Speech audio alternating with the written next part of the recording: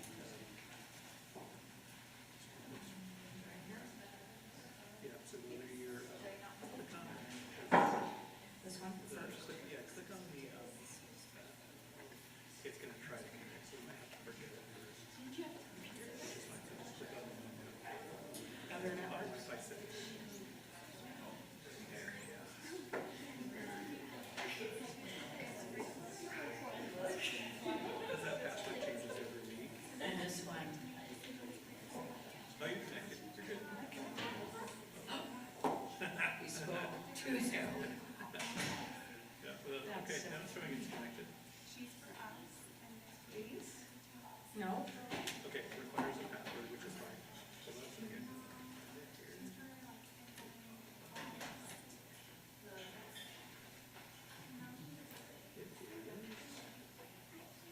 Testing, educate, capital T, capital E.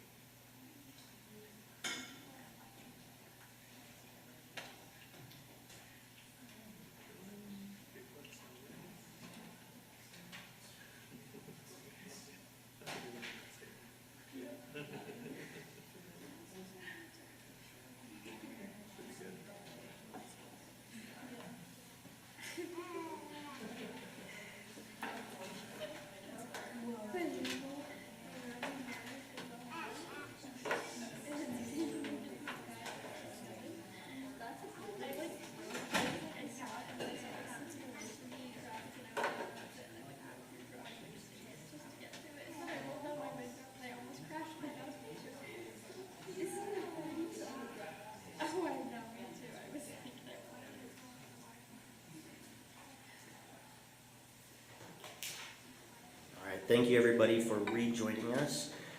The time now is 6 p.m. or 6:04, excuse me. Today is July 14th, 2026. We're here for the purposes of the Salt Lake City School District Board of Education business meeting. Before I get started, I do want to make a couple of announcements and welcomes.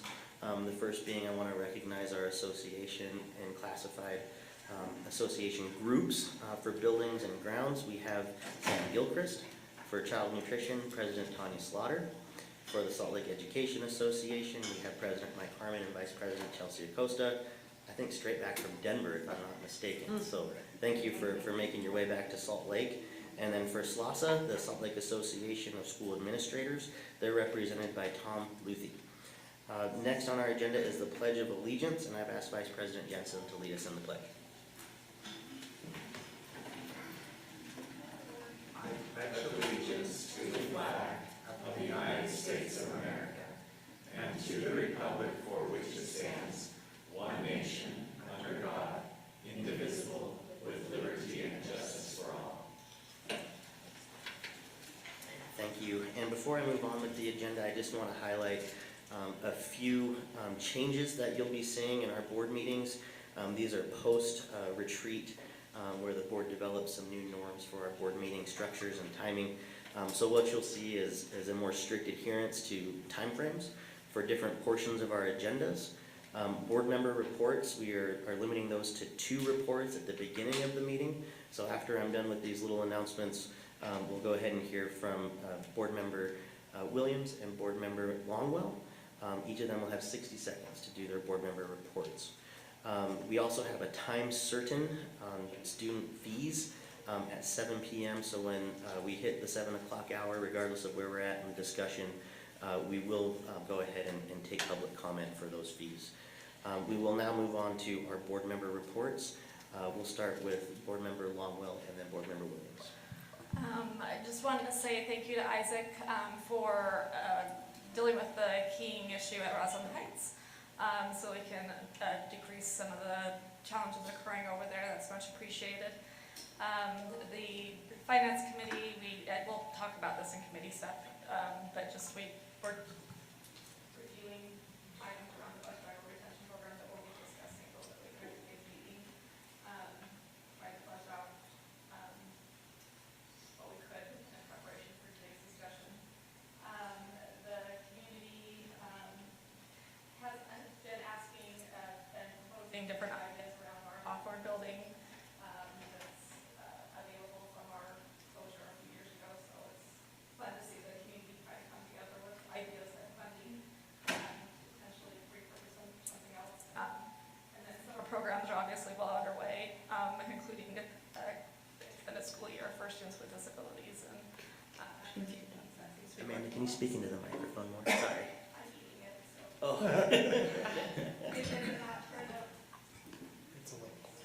People were going like this, they needed to hear.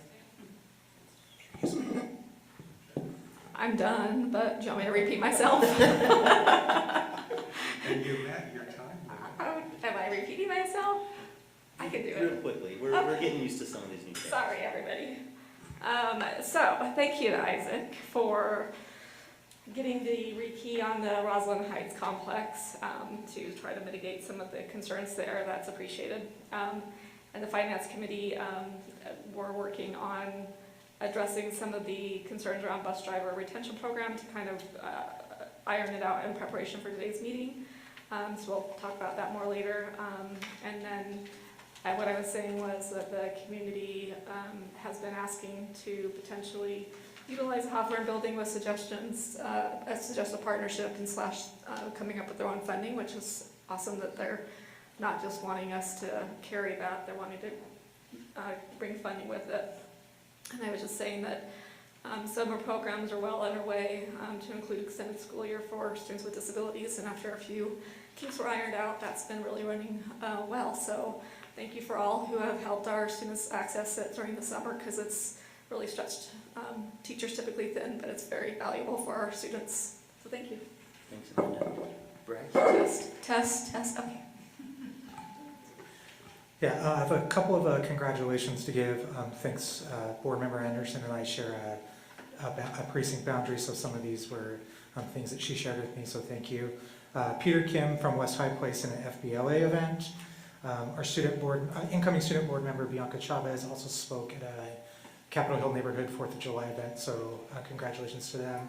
I also wanted to express a congratulations to Stephen Otterstrom, who is a champion for education. He will be sworn into this Utah State Legislature in January, and I look forward to working with him.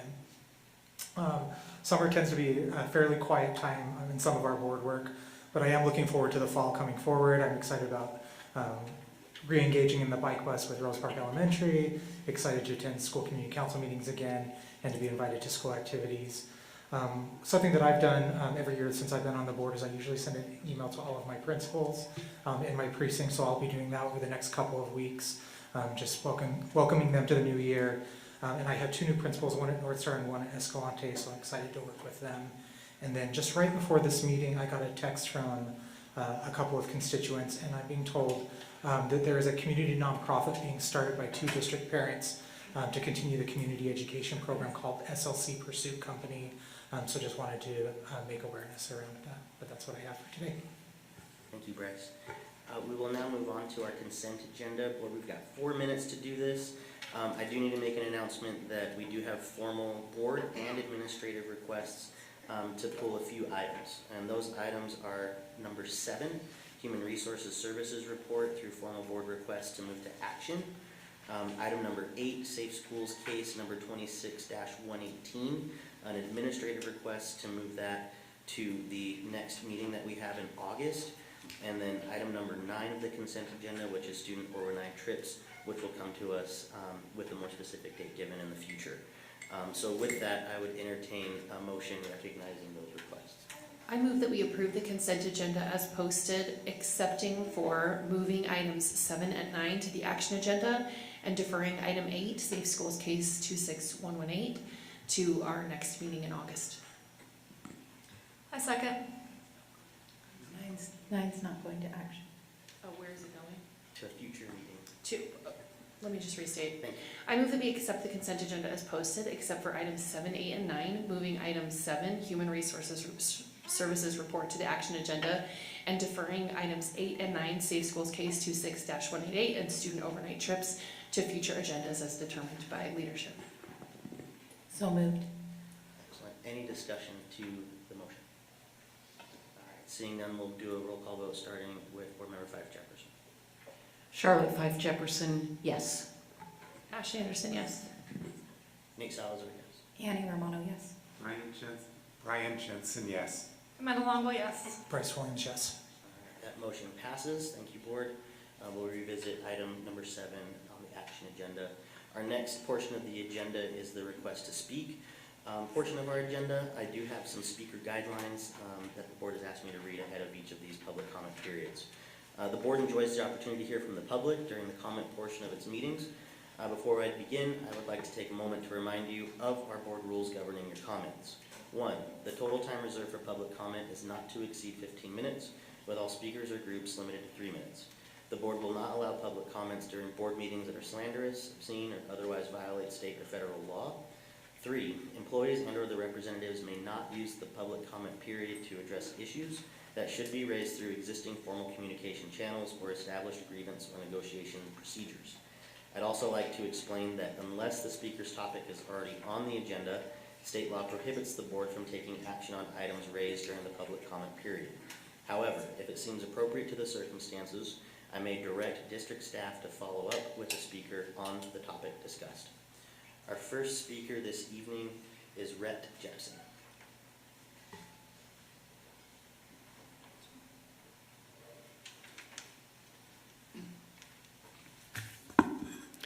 Thank you. My name is Rhett Jepson. Last time I stood before you, I said the board was not provided with sufficient or material information before approving the Roslyn Heights project. Prior to the board voting, the concept of the facility was shown via newspaper and an email-based poll in the fall of 2023 that went to a limited number of households. The presented layout was very different than what was actually installed. The poll questions were not presented with enough information. People weren't asked if they would prefer grass or turf, explaining the pros and cons of each. That would have been a more balanced questionnaire. The poll referenced lights and said, quote, "If this is approved, the district would ensure directional lighting to make sure we do not impact the surrounding neighborhood." These are 70-foot stadium-scale lights placed adjacent to homes. I invite each of you to my backyard this fall to decide for yourselves whether the light is contained on district property. It is not. As we've spoken to people in the neighborhood and athletes, there has been an overwhelming number of people who say they wish it was real grass and not artificial turf. They are also grateful that it's open to the public, as are we. The poll asked for feedback. There were multiple comments opposed to artificial turf and several in favor of using real grass. Here is just one, given my limited time. Artificial turf fields are highly toxic, containing PFAS. Beyond chemical risks, the fields can act as heat islands that increase playing field temperatures to as much as 200 degrees. Mr. Kersley presented the poll results to the board, minimizing community feedback, saying effectively, a few people mentioned heat and dogs. In reality, many comments warned about extreme heat, toxic chemicals, and preference for natural grass. I don't know how much each of you board members knew about the negative effects of artificial turf before voting. What concerns me is that the information presented to you did not fairly describe the known risks. The district had an obligation to properly evaluate the placement of turf in this neighborhood setting. They did not do any impact studies, but instead relied on a sales brochure. At the June 18th, 2024 board meeting, the updated layout was not presented until the meeting itself by Mr. Asta, leaving both the board and the public without ample opportunity to evaluate the changes. The board wasn't told that the final layout added a 1-acre warm-up field adjacent to the shortest residential lots. Board member Anderson asked whether the surrounding families agreed to the lights. Former board member Sweat responded that Mr. Astle and Kersley had gone around the perimeter and spoken with the families. She did that with her finger. This did not happen. It's disturbing that they heard that statement and did not correct it. I believe this board voted without complete information. I don't blame you, I blame the district. They gave no thought to the impact on neighbors. I asked the board to recognize that the installation of 2.65 acres of artificial turf adjacent to residences was a mistake. Our property is suffering. The district has created a nuisance which needs to be remedied. I wonder how you would vote today with what you now know. You are our elected officials. Stop ignoring us. Thank you, Rhett. Our next speaker this evening is Keith Donovan.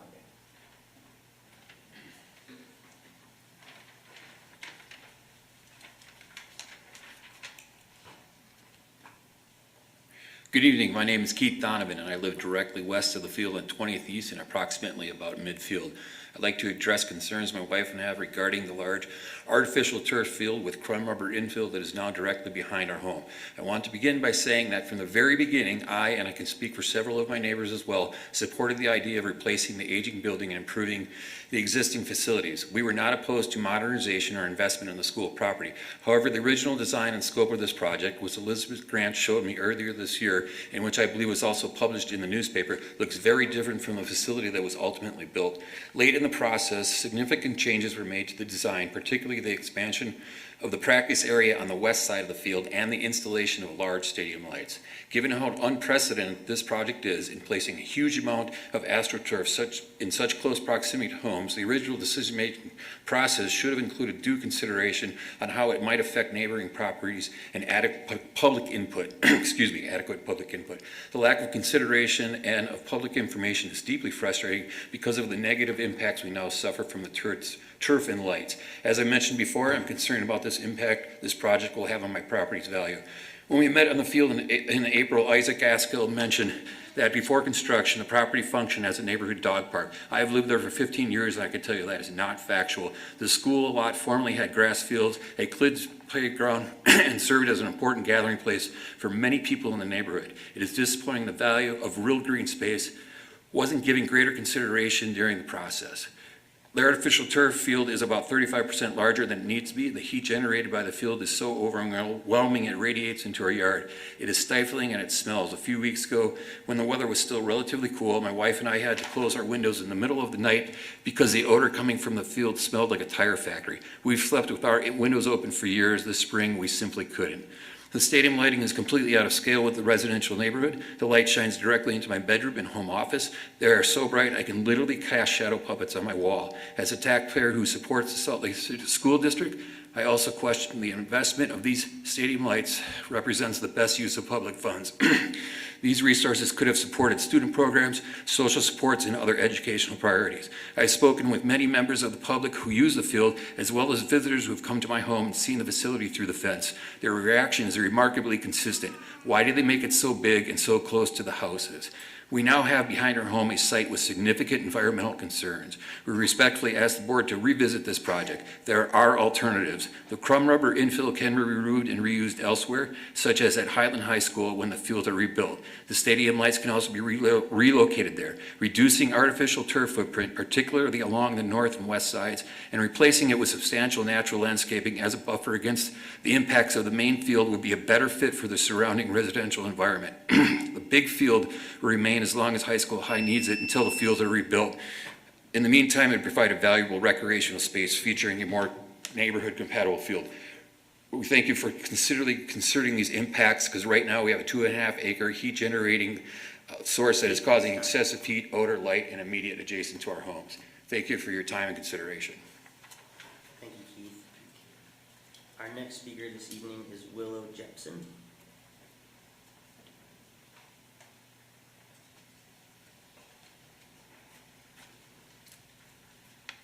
Good evening. I imagine each of you took the roles that you hold because you want to leave things better than you found them. I do too. Over the past year, elected officials, scientists, physicians, consultants, and many friends and neighbors have stood in our backyard to experience the heat and rubber odors firsthand. For them and for us who live with these impacts daily, it's a vivid reality. I'm optimistic about the power of open-minded collaboration. I know things can be complicated, but good problem solving really isn't that complicated. You seek to understand the situation surrounding a problem, identify the source, and address it directly. Tackling the source of a problem is usually simpler, less costly, and more effective than layering on temporary measures. The district put in a full-size soccer and lacrosse field that Highlands teams needed. Great. But it then added the acre of extra turf, almost an acre. This warm-up field right next to homes and running the length of several yards. It chose heating, off-gassing black crumb rubber as the infill and installed the stadium height lighting right near the middle of the residential block surrounded on all four sides by homes, all without adequately considering the effects that these decisions would have on the neighbors. We're asking you to address the source of these problems, the huge amount of artificial turf so close to homes, the crumb rubber, and the lights. The sports complex has the potential to be an asset to the whole community, in addition to filling Highlands' needs, but it's currently an extremely heating, rubber-smelling site, and the enjoyment of others comes at the expense of us, who suffer the impacts year-round. This lot is so hot that during the daytime, the field very often stands completely empty, or maybe a lone player or a handful of players will sweat it out for a little while. When the surface of the field is regularly above 165 degrees, people head to the park where they can play on grass. Yet ironically, at the time of the year when almost nobody is on the field because it's so hot, the heat is still there, radiating into our yards, the evaporating rubber fumes blowing into our yards. The impacts to us remain whether people are using the field or not. On May 12th, public trust is strengthened when stakeholders know that their concerns will be heard and discussed, not ignored. On May 12th and again on May 22nd, we emailed Board President Salazar and copied the entire board, respectfully requesting an opportunity to meet and talk productively. Nearly 2 months later, we have not received even a brief acknowledgement.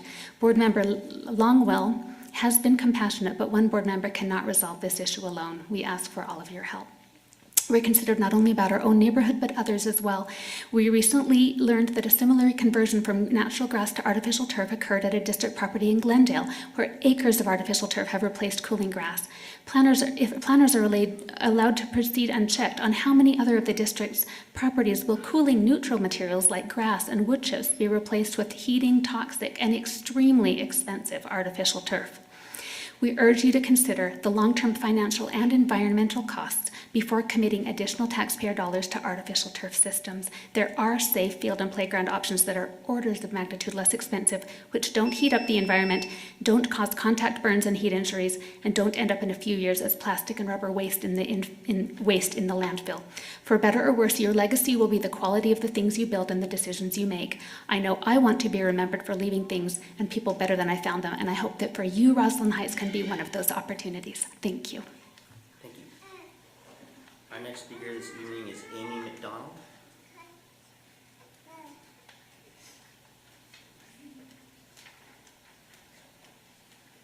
Hi, my name's Amy McDonald. Thank you for your work. I have 3 children. 2 of them attend Ensign Elementary. We live in the Avenues. We've been attending since 2021. Hazel is my daughter. She's entering 5th grade, and Peter will enter 1st grade. And I understand that you are discussing a cell phone policy for cell phones and smartwatches and AI glasses, things like that in school. And I just want to say, as far as I understand the policy that is proposed, that students in elementary and middle school would not be allowed to use a cell phone, smartwatch, AI glasses, or other devices during school hours. I support that. I've emailed everyone on the board, but I just wanted to put my 2 cents out there that I do believe that this is a positive thing. I think that history will look back on this time as sort of a pivotal moment where we decide how much screens and devices play a role in our kids' learning. I'm not anti-screen. My kids watch movies. They go on the internet. They, we're not anti, but I am concerned about the impact that it has on learning. I think that studies are starting to show that there's a sorry, I'll let him walk around. Studies are starting to show that there's a cognitive decline for the next generation, and I'm worried about it. And I know that it's not necessarily the topic for today, but with the legislature had passed HB 273, which discusses limiting other devices and the use of technology in schools. I would urge all of you to support any measures that reduce unnecessary or non-essential use of screens. One example would just be, I went into my son's kindergarten class and the whole class is sitting in front of a screen watching somebody they don't know on a YouTube channel reading a children's book to them.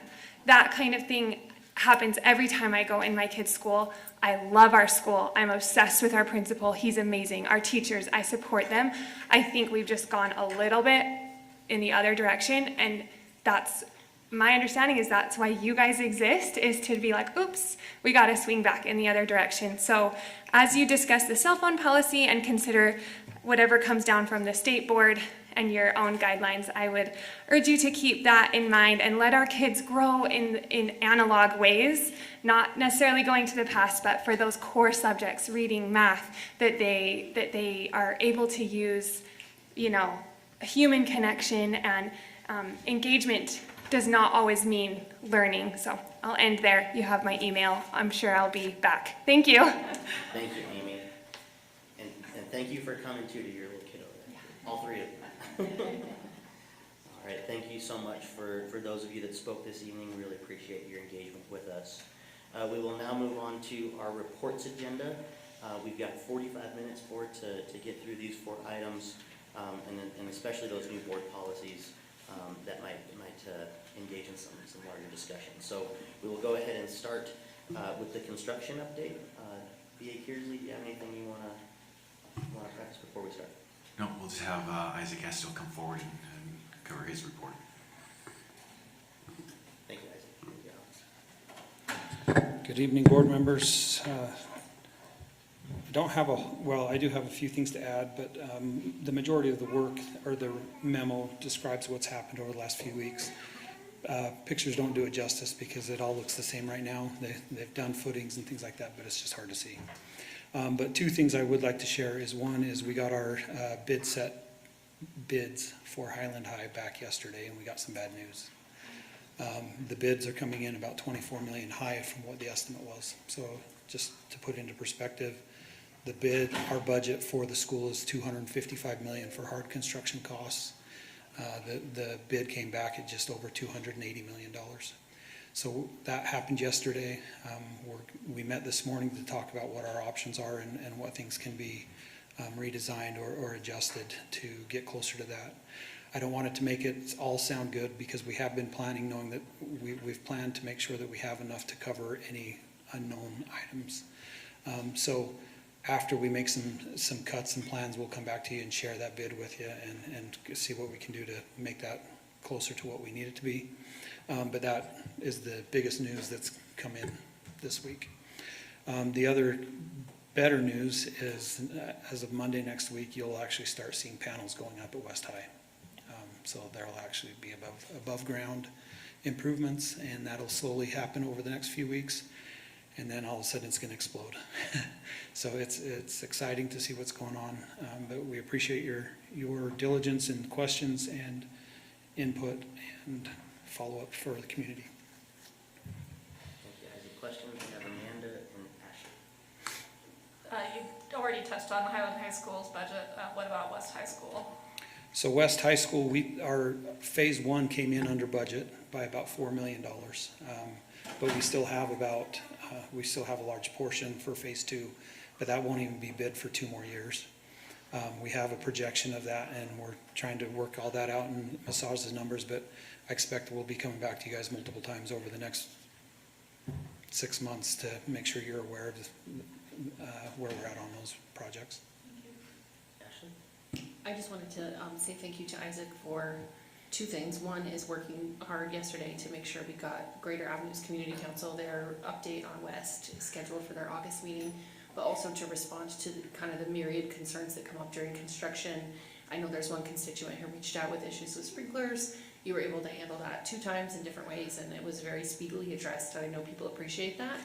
And just generally for the public, the reminder that there is that button on the landing page for the bond where they can report immediate construction concerns. That's sometimes going to us. I'm always happy to pass the concerns along and help for them to be addressed. But that button helps make sure things like broken sprinklers or inoperable sprinklers can be addressed immediately. And I'm not the person who does that because I would further break your sprinklers. So thank you, Isaac, for doing that. Thank you, Ashley. Any other questions for Isaac? Brian? When I was looking at your construction report, Isaac, you were also referring to the softball field at Sugar House Park. Yes. And that it's proceeding and things are going well. Yes. Will there be parking there?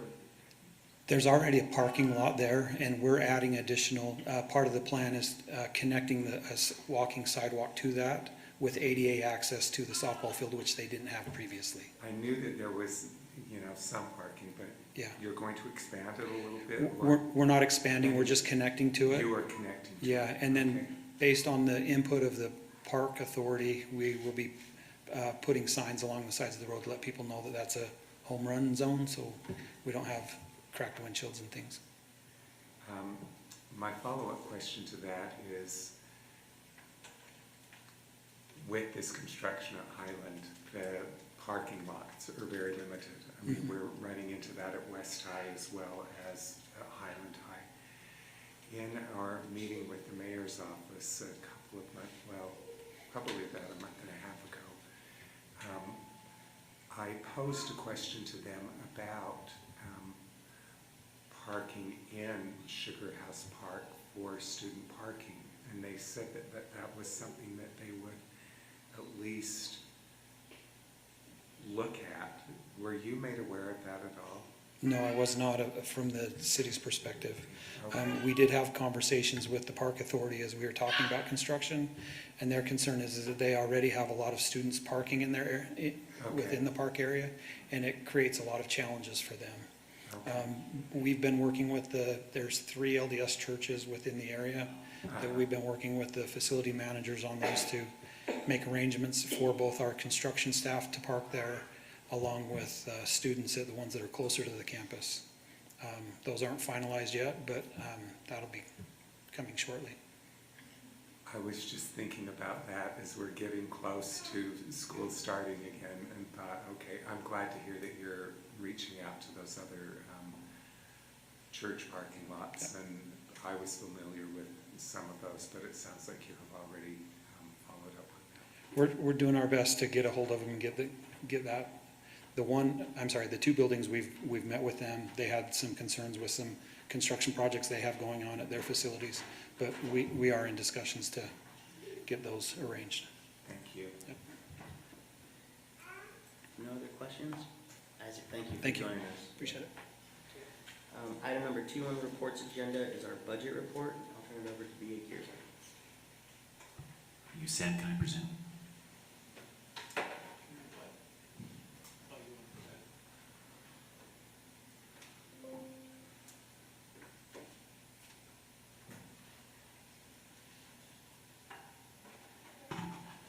All right, as our monthly budget update, I just want to cover the final certified tax rate. So the tax rates were finalized by the State Tax Commission in the end of June.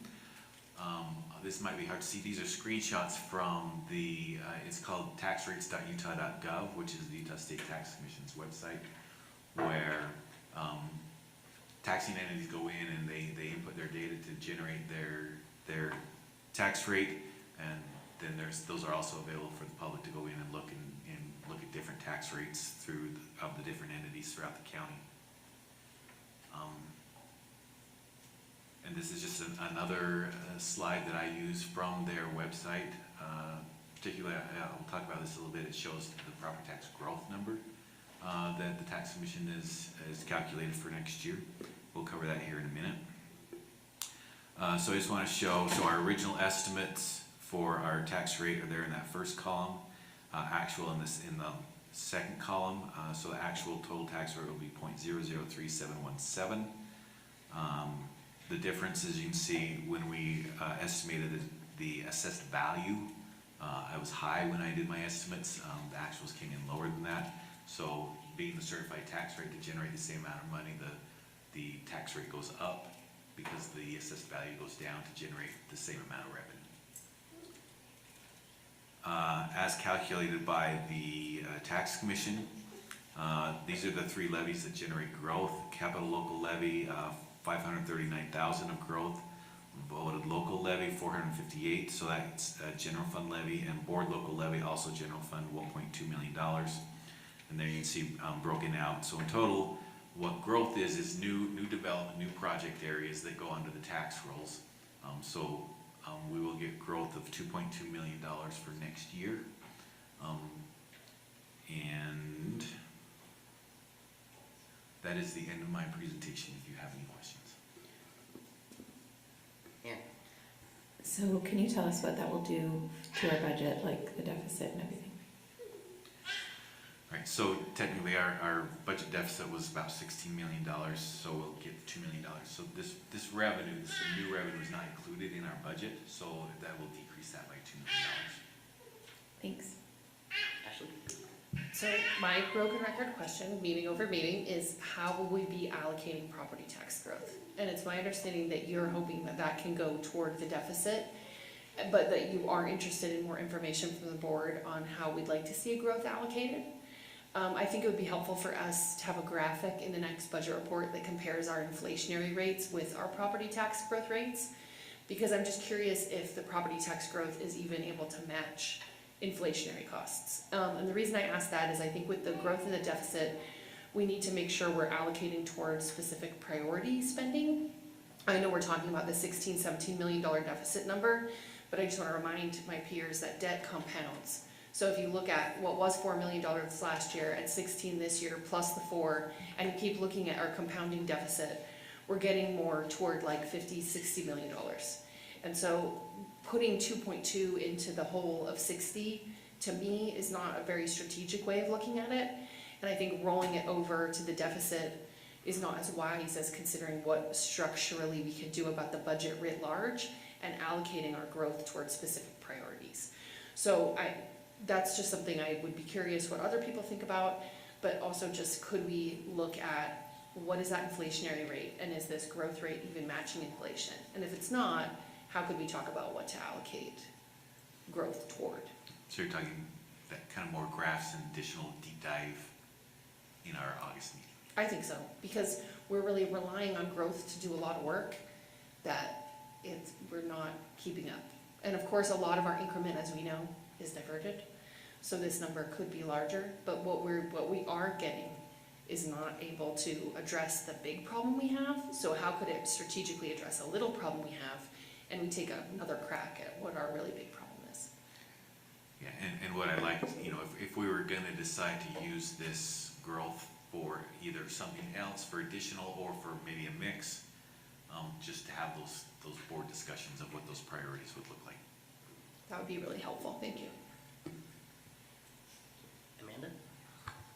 I'd like to kind of add on to that ask, so to speak. I was looking at a chart that you had given us, this last spring, I believe, where it looked at 2022 through 2026, comparatively our revenues versus expenditures, and how our revenues 25 to 26 decreased by 10 million. 10 million of that being the federal government. State was decreased by 2 million. There was some increases, but then other decreases that offset it. So I know that you like to be conservative with your budget estimate, which is why it's anticipated a $16 million shortfall, where in reality it could not be that bad, hopefully. But as we're dissecting, looking at the inflation versus growth, that just could turn that into a net zero, nothing really to work with. And these other elements, also looking at these funding sources to see if they are stable, growing, shrinking. So we're also seeing how that's impacting this overall picture as well.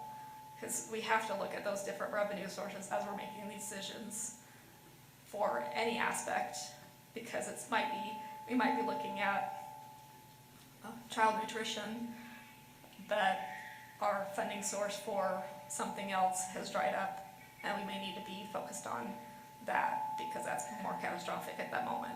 Does that make sense?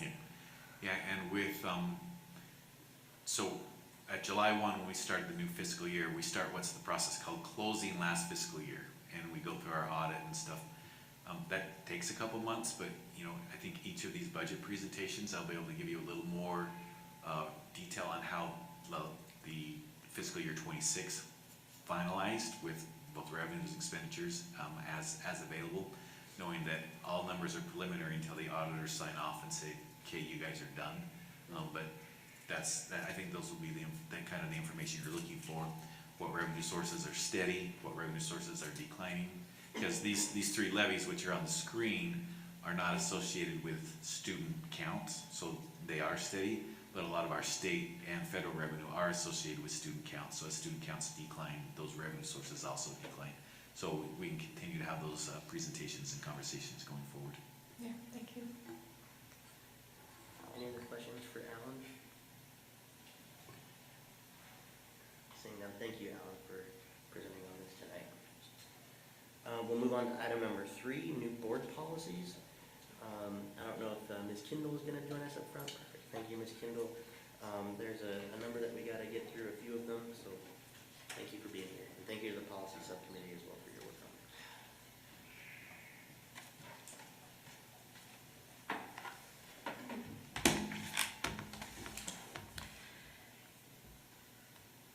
So what's the first one you'd like me to discuss? And let's just go in order. There's fee schedule S10. Okay, so this is not a new one. That's, I think, what confused me. I thought it was S10. Just to be clear, you all know the process for approving the fee schedule. We did that earlier in the year. Unfortunately, legislation required that the board adopt a cap for the maximum amount of fees that could be waived for a student in one given year. And this is something that the finance subcommittee discussed. They came up with a number of $5,000.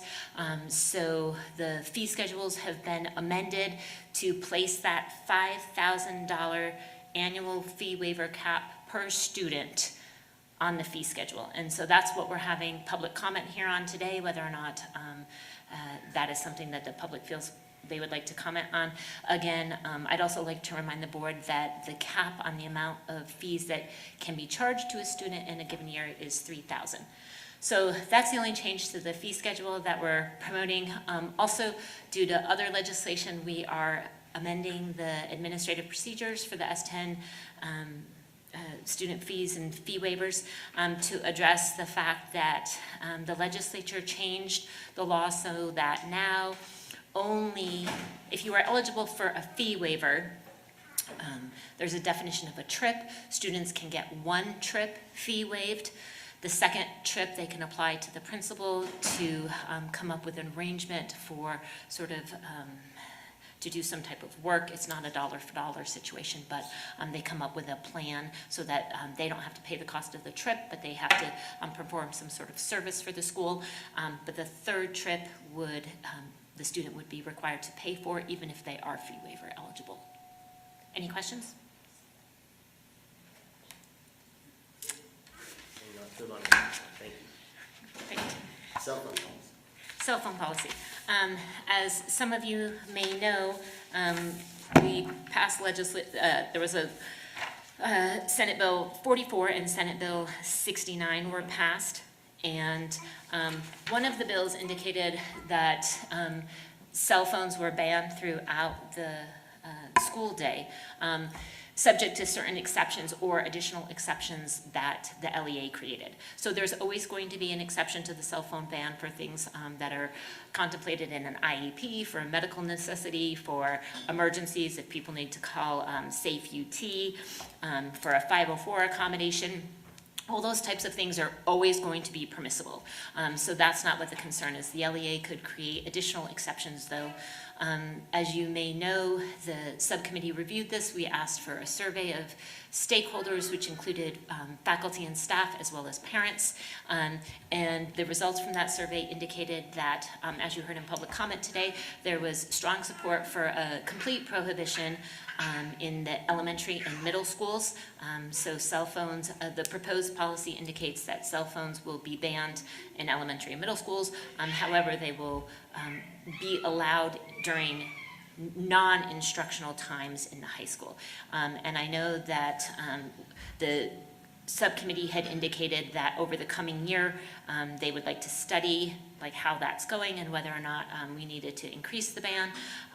And so that was the reason for the language in the policy about that we would continue to study it over the school year. I know there were some concerns with that perhaps we shouldn't put that in a policy, but that was the recommendation of the subcommittee. So whatever the direction is from the board, I'm happy to do that. But that's at least what the thinking was, and that perhaps if the board were to approve, subsequently the Community Advisory Council, this is something they could look into as well. Yeah, I just wanted to make a quick comment. As a parent of young kids, I agree with a lot of the feedback. I am concerned with increased technology use in schools, and the cell phone policy, I think, aligns with a lot of what parents are believing throughout the district. The high school level policy was a lot more mixed results in terms of the survey, because it's really difficult a lot of the time for administrators and teachers to enforce those sort of policies, and it would be an additional burden to them in this coming school year to have to monitor kids' cell phone usage in the halls or lunchtime or non-instructional time. But I do think there is a general consensus that we know that research is coming out saying that increased cell phone usage, even during those social interactive times like lunch or hallway time, actually is decreasing connection and increasing mental health difficulties. And so I just like to say that's why we wanted to keep there to be room for further evaluation in perhaps enacting a full ban, bell-to-bell ban, that was initially proposed by the legislature, but we're open to looking at that as things unfold. And then one comment is I do think we will continue to look at technologies like House Bill 273. We're still waiting for the state board to come forward with more recommendations for technology use in the classroom. And I will say that I understand the question about putting something in the policy about that we'll study it for the upcoming school year. I think this was just a way to provide notice to everyone that that is what our intent was. Have Ashley and then Brian. Before I ask all my questions, when are we expected to make a decision on this policy? Because we're getting the report, so can we just go through the timeline before I ask my questions? So obviously this would need to be in place for the upcoming school year, and I think we were looking at whether or not we were going to have to change the administrative procedures based on whether or not the board would approve this, but I think if it was approved at the first meeting in August, we would still have time to get this policy and the procedures in place and notify families as to what this is. So we weren't asking for approval tonight. Yeah, that's what I thought. I just didn't know if we had a long time or a little time. So Little little time. time is good. The evergreen portion of the policy language was a question I had raised. We just usually keep our policies clean of dates, but I understand the purpose is to make sure that the board follows through on revisiting the issue, so I would be supportive of that. I also just wanted to address the public comment we received and a second peer parent from Ensign who had emailed us. I know that parents had raised urgency in their school community council about HB 273 by Representative DeVay, and for reference, that implementation directs us in the future to limit electronic device use in K3. It bars one-to-one device allocations in specific grades. It makes AI standards. It does a variety of things. I was able to connect those parents with their state board rep, Carol Lear, who did let them know it's still in committee and no board rule is drafted. I don't think that's changed since we last spoke. But I think one concern about the policy is just that even if we are very successful at implementing this policy, the largest portion of digital touch points come from school district requirements and things we're asking schools to do.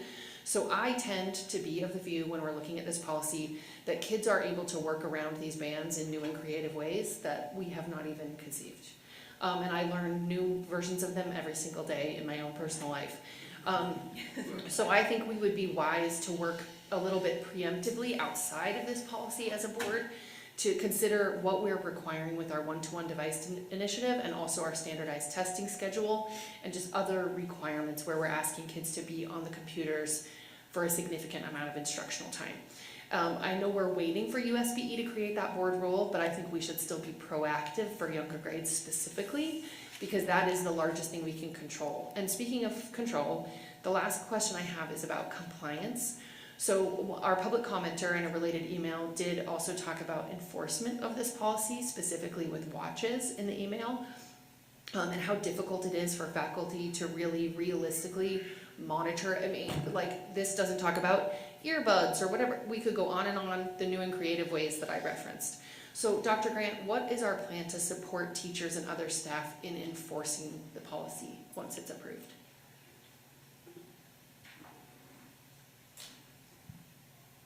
It's with every policy. We work through the school principals and we expect them to come up with a process to do this. I mean, this is one of the most difficult things going, but it requires that all of the teachers are on the same page, all of the staff are on the same page, so there's some consistency across the school and things, other than trying to work very hard to get the information out to people about this. As you know, as a parent, it's tough to enforce too.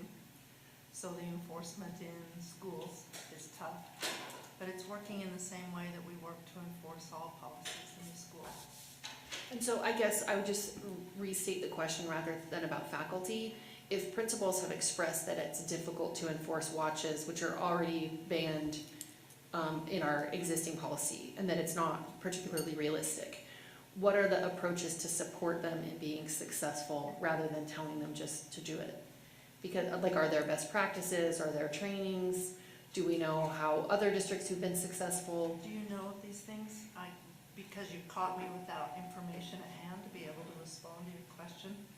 But what we would be working on is just support with it. I do think watches are very difficult. We've worked on trying to communicate with parents what our expectations are and to explain to them why they're a problem in the classroom.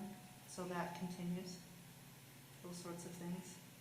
If you'd like me to, I can follow up with some more information on that. Yeah, I would just be curious. Talk with my team about the yeah. ways they're thinking of doing this. I mean, this is a complex policy. Everybody has a hard time enforcing any sort of screen usage in classrooms. The onus is not all on teachers to do, but there is something about a consistency and a clarity in the policy that helps in that sort of thing, in that sort of setting. I too have been worried about the enforcement issue, and it's one of the reasons why in high schools I think it's valuable to have some room in there for students to use their phones that way. But we've also had some good success with outliers in the elementary schools and middle schools with enforcement. That's helpful. And what I'm really asking is how we would support it, just knowing that there are concerns that it's difficult to be in compliance. Like we could write a bell-to-bell ban K-12 that we're not reviewing in a year, and it's just, you know, the bell-to-bell ban that Brian truly desires. but if we know it's not realistic to achieve, I want to make sure we're approving language in August, also with a plan on the back end of what we approve, that principals do feel like this is achievable for them, and that it also front loads this larger issue of how are we going to reduce the screen time also that we require in the classroom.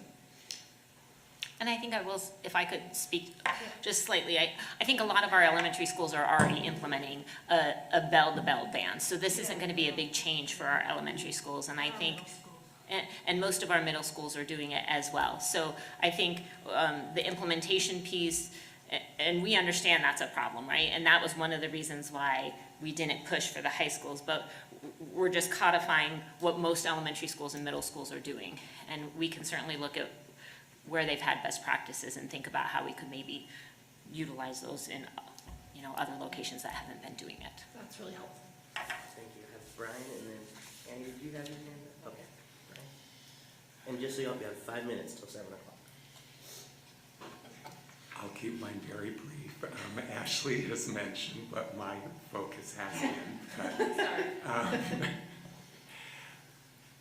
I think that it's important to also realize that what we're working on here is like a paradigm shift where, okay, now we have elementary schools that are bell-to-bell, and middle schools are now following suit with the bell-to-bell.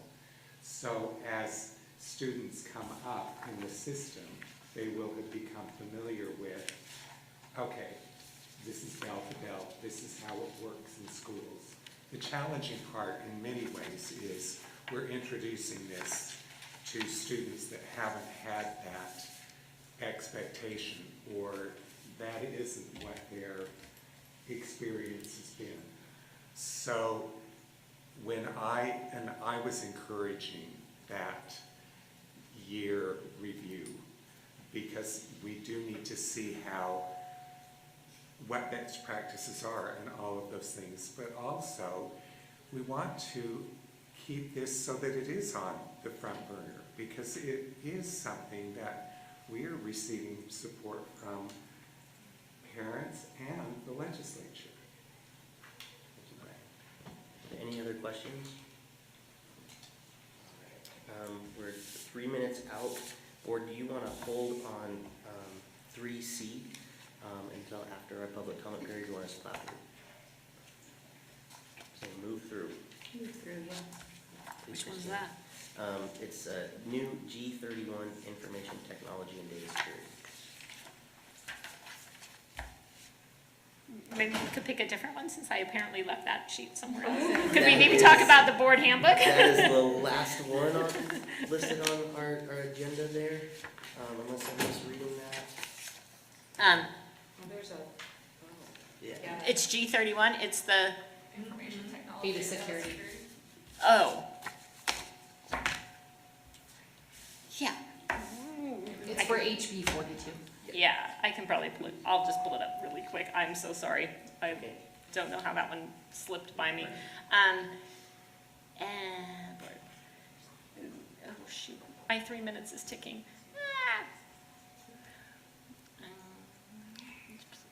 Are you kidding me, Sam? Now, why is this like everything happening bad to me at the moment? Breathe. I can bring you mine. No, it's okay. Like, It's okay. Sam, I hate this laptop. It's the laptop's problem. It's not user error, I swear to God. I'll tell you a joke. Sam asked me to help present at a data privacy, and I'm like, what am I going to say? Just like unplug? That's all I got for you with regard to technology. New board policies. G31, information and technology and data security. Oh, this is the one that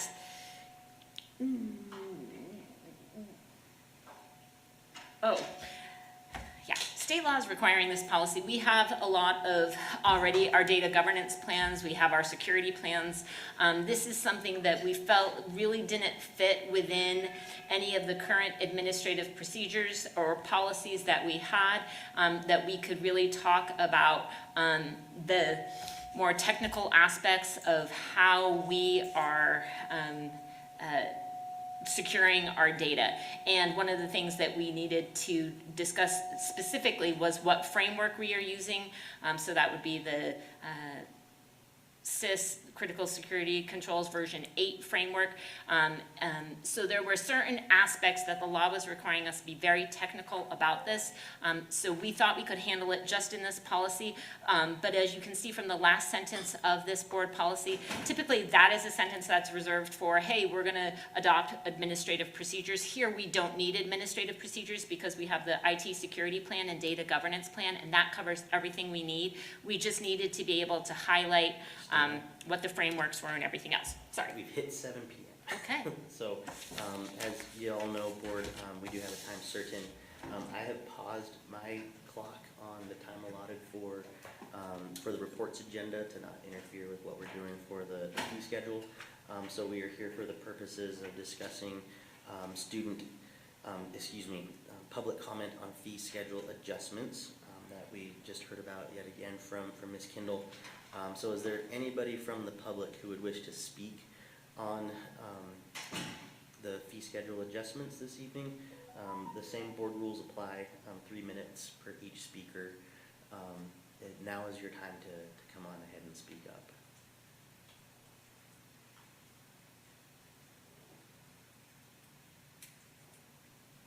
I'll give it just till 7:01 just to be sure if anybody walks in.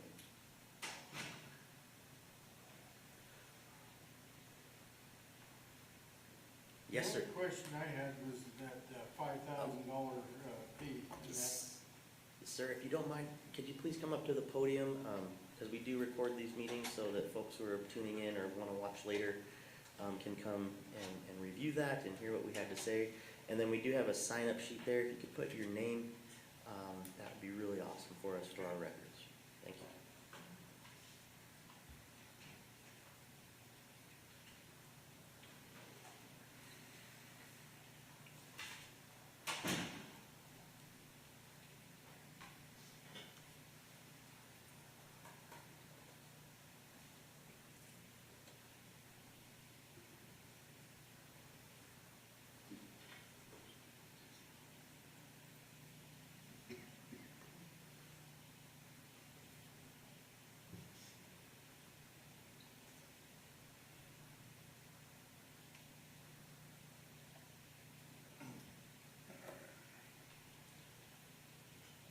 I got a letter in the mail that just said there was like a $5,000 fee, and I was curious in that, how that worked and stuff like that.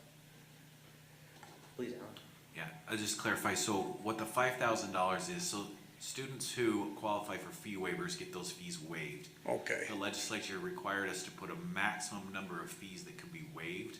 So the proposal is that the maximum fees of a student that can be waived per year is $5,000. So they won't pay that fee.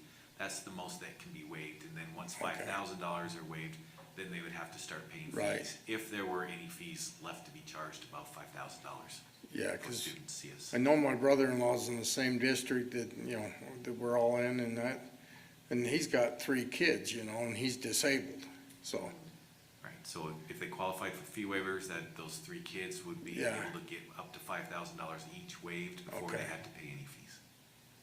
all right. Is there anything else that's gonna go on during the year? And that, I know you were talking about cell phones and stuff like that. I'm familiar with Paul Shelty and that over at Highland High and stuff like that. And I know that he's pretty understanding with those kids and they really like him, so. Yeah, just with the fee policy, this will be the last change for next year, in theory. Each year we review the fee policy, the fee amounts, and those will be open for public hearing in March and April of next year if we make changes going into the 27-28 year. Yeah. My son goes to Parkview right now, and I think this year he'll go to Mountain View, or Parkview Elementary, and then next year he'll go to Mountain View. And then after that, where does he go? Does he go to West High School, or? For Mountain View, then he'll go to whatever middle school to Glendale. Okay. And where is Glendale? Is it close to Redwood Road? Glendale's right next to Mountain View. Okay. Yep. So they're in the same block? Correct. Same. Okay. All righty. Thank you. Yeah, because I'm new to the area and that, I'm actually from Kearns and Taylorsville and all that area out in there, so I don't know anything about this area. Well, welcome to Salt Lake. Thank you for speaking with us this evening. Yeah. Happy to have your students with us. All righty. Yep. And any further questions you have, you could reach out to the superintendent's office and she can get you to the proper department to answer your questions. Okay. Thank you. Thank you, sir. Is there anybody else who'd like to speak to the fee schedule? Yes, sir, come on up and, very similarly, there's a sign-up sheet there and you put your name on it, it'd be awesome. You have 3 minutes to speak.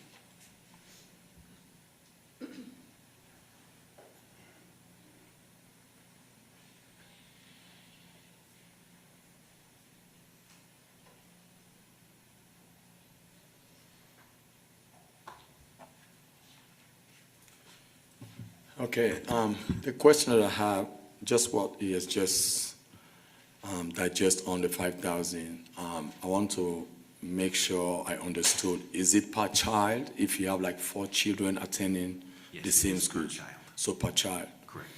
And then on that cap that you guys are looking into before you qualify for fee waiver, I had a concern about that because sometimes some people do not qualify for that fee waiver because of the maximum or minimum cap that you guys are looking into. Sometimes some people can go over a little bit of that cap, but it still be needed to be able to be considered for them to be able to have a fee waiver because they have a lot of things, they have many children, and some people are single parents. But so they go over that cap, but they're still financially handicapped. So I want to see how you guys can look into that measure whereby you guys can evaluate that for some people to be able to qualify for that fee waiver. Right. Each high school has a fee waiver administrator. Yeah.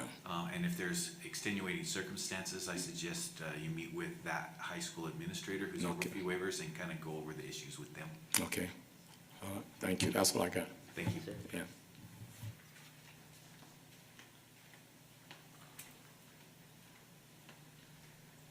Is there anybody else here to speak to the fee schedule adjustments? Yes.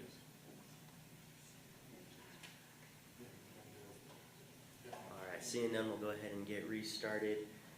Board, just so you know, I have 12 minutes and 58 seconds on my timer for the remaining time of our reports agenda, and we still have this policy to get through with Ms. Kindle in item number 4. So just keeping that in mind. Thank you. So does anyone have any comments on apparently my well-known policy that we just talked about? Okay.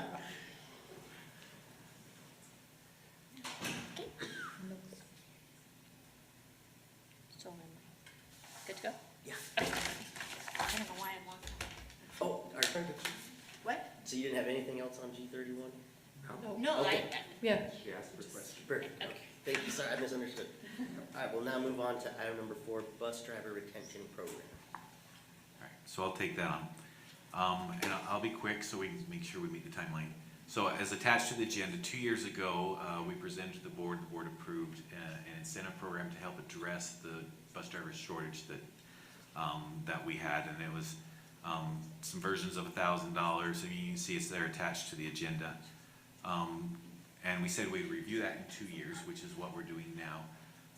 As noted in the memo, those programs have cost, a little more than $100,000 a year to pay for those. And we still have, I'm not gonna say they didn't help at all, but we still have bus driver shortage issues, maybe not as bad as before. And so I'm recommending that due to the cost and maybe limited benefit of that we eliminate that program as was stated 2 years ago. And instead we piggyback a little bit onto what is in the current contract with our transportation drivers, which is a driver excellent incentive program and as well as an attendance program. Those are currently written in the contract. Each of those awards is $150. So as proposed on the agenda item, to increase those for this current fiscal year from $150 each to $300 each. In addition, keep the new driver signing bonus of $1,000, but put it out in different stages to help. We don't want people to come, we train them to get their CDL and then they leave. So to kind of, put that $1,000 and put some, a 30, 60, 90 day timeline in to spread that $1,000 out. So that's the proposal in a quick summary, and open for questions. Thank you. Ashley, and then Amanda, and then Annie. So this was posed to be an email originally to the Finance Committee, and we didn't have a committee discussion, but we sort of had some informal discussion via email. And I asked 3 questions in that email that I said I hoped we would talk about today. And the first is there any evidence from other districts that this would support driver retention, making this change? Right, so I reached out to our surrounding districts, Davis, Granite, Jordan, and Canyons, to see what kind of incentives they have, and the response was, we've tried things in the past, they haven't been effective, so they really don't have any incentive programs. They do say they're all currently fully staffed on their bus drivers, but they don't have any special programs to help attract and retain.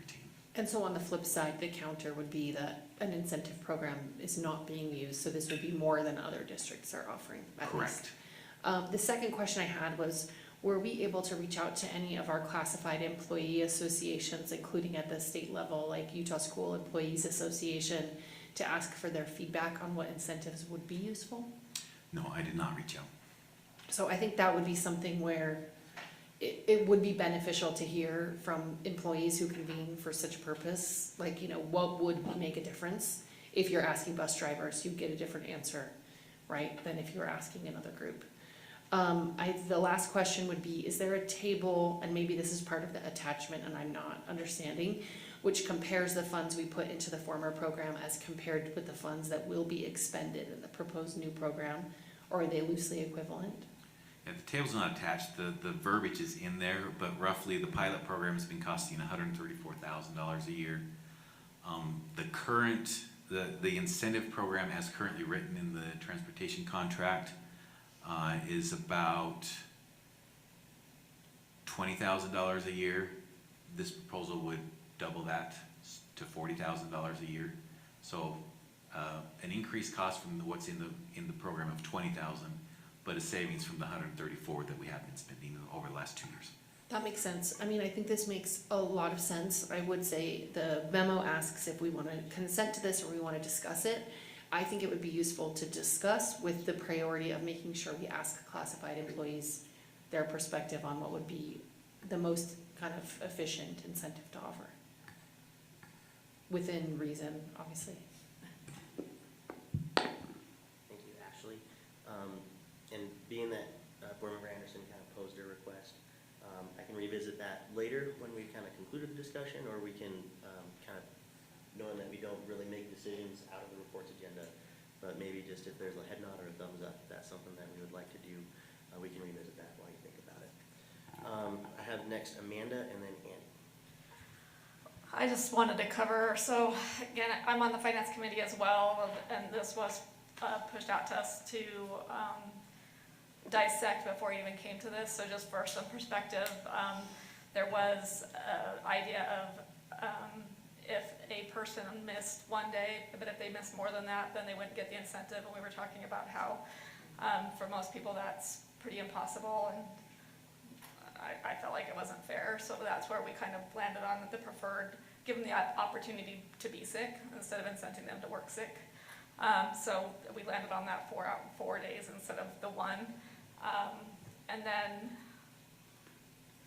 there was some clarity in language, and some of the language implied that they had to have a license to be able to get some of these incentives, but Alan clarified that, and we're looking at having drivers be able to drive vans, which would not require them to be CDL licensed. And Alan confirmed that because they would be driving routes, they still would have access to these incentive programs, so that we would be able to incent all of our drivers that are in these bus driver categories.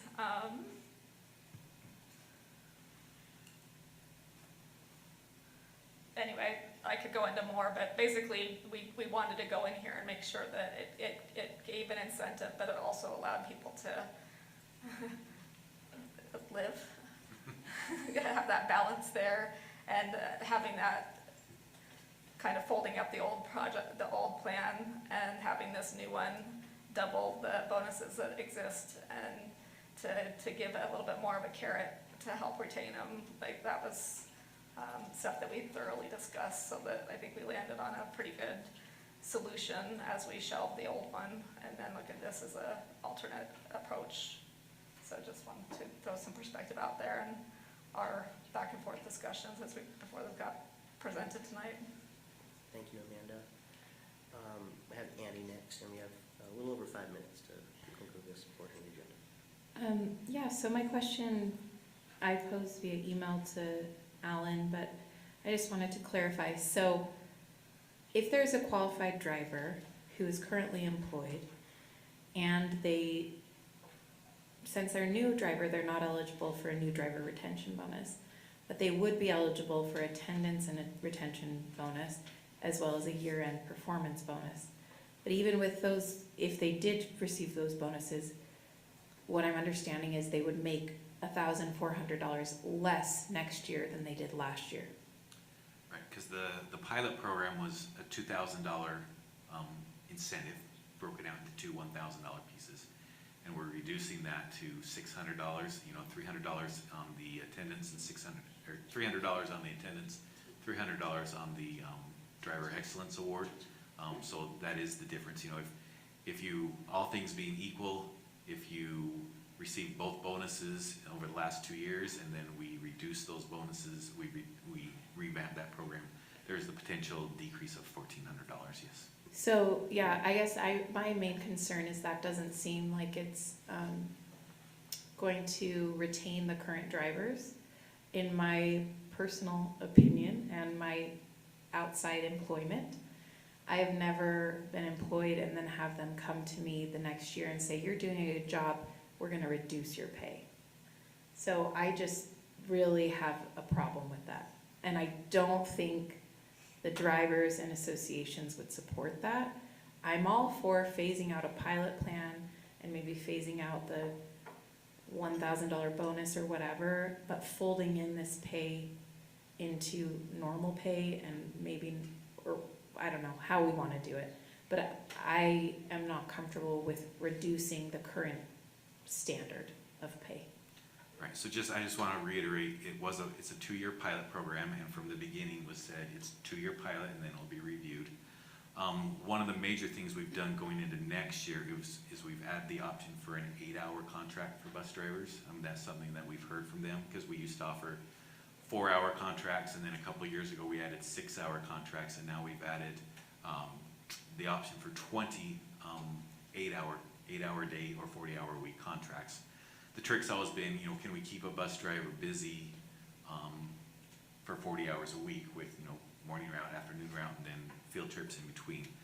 As we looked at historically what bus drivers drive, you know, because we collect all their additional hours, we determined 20 was a good number we could offer for 40-hour contracts to keep them busy. So we will evaluate that throughout the year and see if that also helps, you know, attract and retain bus drivers offering that full-time contract. Yeah, so basically there are about 70 drivers right now. 51 out of the 70 have currently been qualifying for the incentive pilot program. And I get that even if you've told someone 2 years ago that this is maybe gonna go away, a lot of people plan their finances according to their current salary. So I still, even regardless of maybe offering more, you know, 40-hour-a-week contracts, I still feel it's problematic to reduce the pay of our existing drivers. I'm okay with reducing incentives for future, but the retention of our existing drivers, I think, is paramount for the success of the district. Thank you, Annie. Recognizing that we've got a minute and 20 seconds left in this portion of the agenda, and just hearing the nature of the conversation and Board Member Anderson's request to discuss this, or suggestion at least, that's something that I'd be in favor of, so that we can have that discussion more robustly and in a more robust way, and also get some of that survey element out to classified employee groups that is with impact. Is the board in favor of taking that route? Doing the survey, is that what you said? And pushing this to a discussion as opposed to a consent? On future board meetings? Yes. For our next board meeting. Okay. Great, thank you. And I would add to that, if Alan could present on the feasibility of what Annie is suggesting, which is it feasible to continue rolling this into the rate of pay for existing bus drivers, even if the incentive programs for new bus drivers changes, which is what she's asking? Is that at all feasible? If not preferable, or you would have Some of the trick, suggested it? I mean, this wasn't negotiated, the pilot program wasn't negotiated, agreed upon. It was something that the district offered up to see if it would work. And as we've seen it, the cost over the benefit, in my opinion, hasn't been worthwhile. So that's why we're revisiting the discussion. Thank you. Thank you. We'll tackle this tomorrow in agenda setting.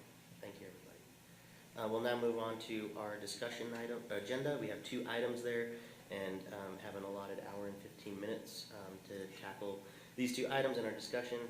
And we'll go ahead and start with item number 1, policy administrative procedure approvals. There's a number of them, A through F. Ms. Kendall's making her way back up. She's got a working computer. Awesome. Thank you, Ms. Kendall. And could I just address Yes. G15 one more time to say something? That because it is a new policy, I just wanted the board to be aware that the board policy subcommittee discussed whether or not that board policy has any impact on the creation, stability, or health of families. And we decided that formation, no.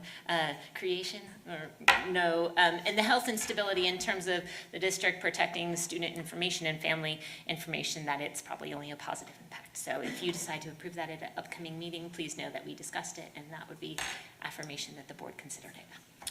So moving on to the first discussion item, that is the board handbook. As you can see, there were only 3 minor revisions. The revision to the school community council duties is to align with changes that we're making in our administrative procedures to streamline some of the approval processes and have SECs focus on what their statutory obligations are. The only other 2 minor changes we're talking about striving to get the packets to board members by Wednesday before each meeting, and in terms of the board member code of conduct, that I think Vice President Jensen indicated, and the subcommittee agreed, that having board members endeavor to attend and be on time to all board meetings was something that they wanted to put into the code of conduct. So those are the only changes to the board handbook. They're fairly simple. Any questions about those? Ashley? The redlined one, I'm just noticing this now, so I didn't send the question in advance. That's my apologies. The SCC change that's redlined, does this mean SCCs will no longer approve trips or fundraisers? Yes, it does. Sometimes, it's not that they might not be discussed, but sometimes getting the approval and the signature on the page in order to meet the timelines has been very difficult. So we're taking the signature lines off of the forms. So it's not as if they can't be discussed with SCCs, but it's not their obligation under state law to approve them. So that's what we're doing.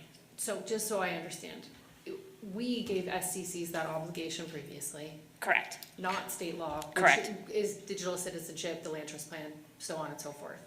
We are taking that away, so SCCs may discuss those things, but their approval is not required to make that process more efficient. Correct. I think many secondary SCCs will be abundantly appreciative. That's what I've heard.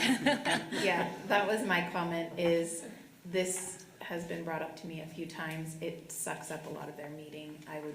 I think a lot of people will feel that it's more productive. And, yeah, it wasn't necessary, I don't think. Correct. Thank you. Thank you. So, anything else on that one?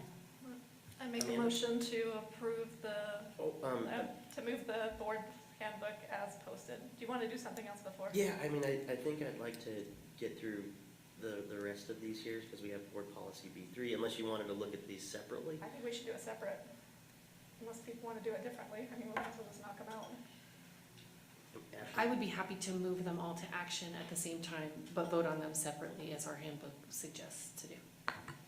Amanda, do you still want to make your motion? If it gets complicated with one of them, we may not need, we may just need to separate them out. Okay. So I was just thinking for ease, we just knock it out individually because it takes a few seconds, Okay. but whatever knocks your socks off. Let's hold and continue the discussion on these. Thank you.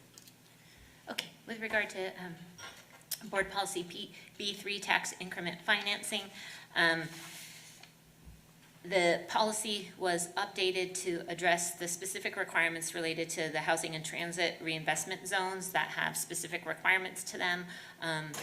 In my discussions with Finance Director Christy Hart and Business Administrator Kersley, my understanding is that TIF is the generic name for all other ones, and so the process that we've outlined for TIF would apply to everything else, and we've broken out the specific requirements for an HTRZ. So that is why we have made changes to the administrative procedures and the policies, but it tracks what's in statute.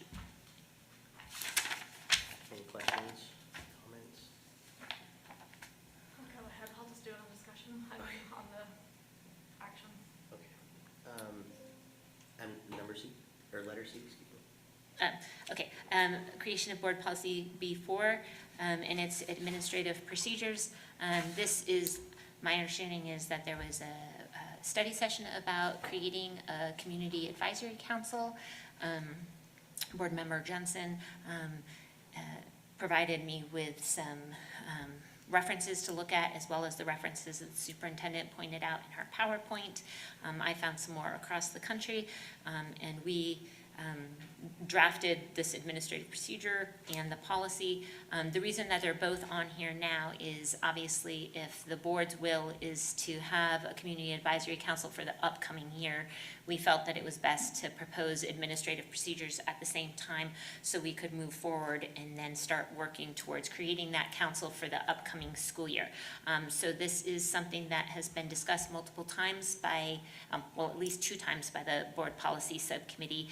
We did make some tweaks, and I apologize, the tweaks do not seem to be represented on this copy, but we did change the membership to saying that the CAC will be comprised of up to 18 members. I don't know why this copy isn't this one.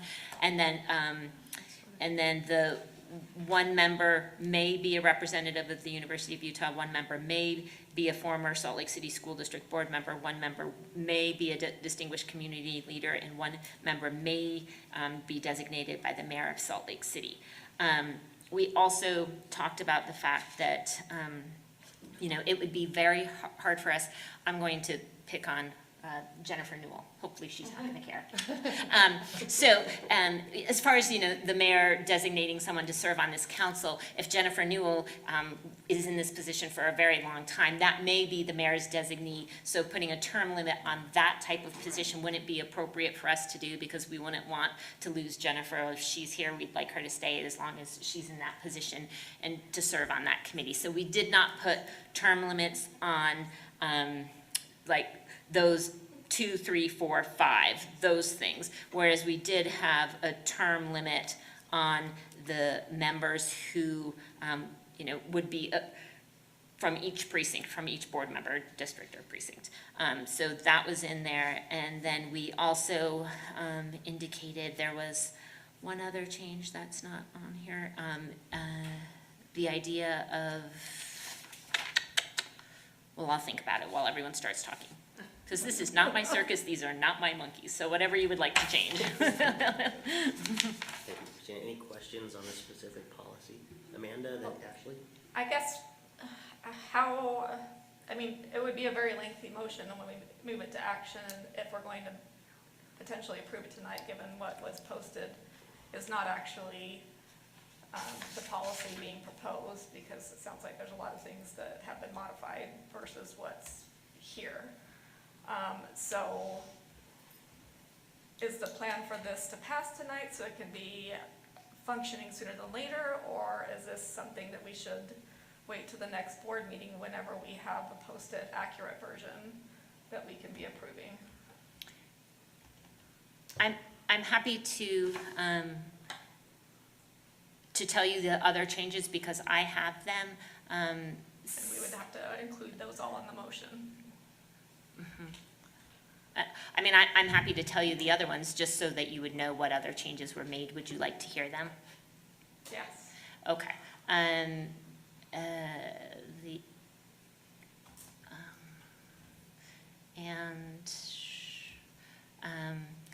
So where you see the 2, 3, 4, 5 listed, instead it would, number 2 would read in addition and if available. And then you would have subparts I2, 3, 4, one member will be a representative of the University of Utah or Salt Lake City Community College. One member will be that. So it was in addition and if available. So that's the part. As opposed to may, it was saying in addition and if available. So you don't have to have them. Will be. Well, you said may before, and Right. it's written as will. And but it is, actually- and it is will, but instead of saying may, I think they wanted these groups, but we understood that maybe we wouldn't have them. So it was in addition to the people from the precinct, if these people were available and nominated and willing to serve, you could have them. But there's no obligation to have them. And then we said if a sitting under selection and appointment, it said if a sitting CAC member would like to serve another term. So where it says subsequently all CAC members should serve 2-year terms such that the composition of the CAC will have new members on a staggered basis. And then it said if a CAC member would like to serve another term, that member must reapply for the position. And then there's a limit that says a member may only serve 2 terms for a total of 4 years. So we got rid of there is no limit to the number of terms a member can serve, and we limited it to 2 terms for 2 years each. And I believe, and the appointments were going to be nominated to serve a 2-year term. So they would have to be renominated if you wanted them to sign. But again, it would be a nomination that would come to the whole board and the whole board would vote on it. And those were the only changes. It's helpful. I would just have a hard time having this pass tonight where we don't have a completed, accurate version. That's fair. Let's address that concern when we get to some motions and stuff. Yeah, it's fine. Okay, thank you, Amanda. I have Ashley and then Ann. Yeah, I was just gonna say thank you. I am glad to hear those changes because those are the questions I'd sent previously, and I think that responds to my thoughts about the policy. I think one very easy solution is that when we are voting on items in action, that we simply direct that this go to the consent agenda redlined, that it corroborates what we discussed, but the public can see it, and we can also have a little bit of interim time to give any opinions, and I think that would be great. That's all I was gonna say. For efficiency purposes, I think we should put this on the consent agenda for next meeting. And I do think since this is a new policy and administrative procedures for us, I think we would love to have this in place as soon as we can, but we need it to be correct and do it the correct way. So I think it's fine to be able to pass next time. Yeah, does that make you feel a little bit better? I'd be very comfortable with that. Okay, perfect, thank you. Ms. Kino, let's move on. Oh, Brian, sorry. Go ahead. Thank you for your support on this, and I guess the thing that I'm thinking is, I mean, this is a work in progress. We're starting something new, so when we received Ashley's responses and those other things, I mean, we did meet and discuss this 2 or 3 times. We are trying to incorporate everyone's thoughts, and the thing that I may suggest, we may find out as we go on that we're going to have to make some adjustments and things like that. But we did look broadly across the country, and we're not the only ones that are establishing these sorts of committees. I think Ms. Kendall would tell us that, I mean, she found several districts that we could use as not models, but certainly give us direction in how to approach this. Was that not your experience? Yes, sir, it was. And to be clear, I like the changes that you're stating were made, that I didn't see on there, because the version I saw, I was not happy.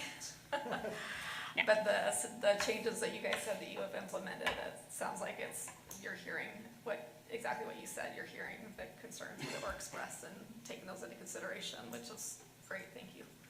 Thanks, Amanda. Ms. Kendall, G5. Okay, so as you know, we discussed this at maybe 2 board meetings ago. Board member Longwell had some concerns about when notification would be given to parents. The subcommittee discussed that, and we did put in there that that notification would occur before the end of February.